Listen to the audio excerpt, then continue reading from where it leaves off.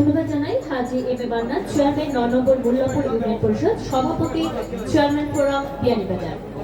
এ পর্যায়ে আমরা ছোট্ট একটি নাটিকা প্রদর্শন দেখতে চাই।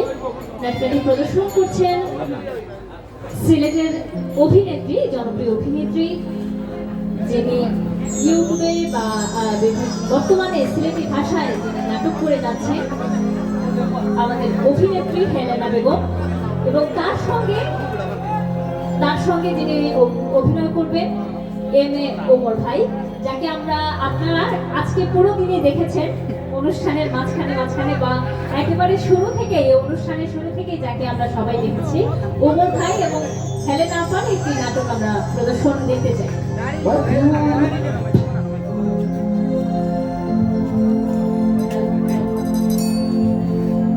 হ্যালো এরে শুনছনি আমার লগে ওই আইছো শুনছনি সেদিন যে তুমি কইছিলা 21 জুন বাউল লোকোৎসব হেলালুদ্দিন লোকোৎসব ও দেখাই না চাইয়া যত হাজার হাজার মানুষ আগের আগে বড় বড় বাউল শিল্পী হলে গান গাইয়াও গেছে।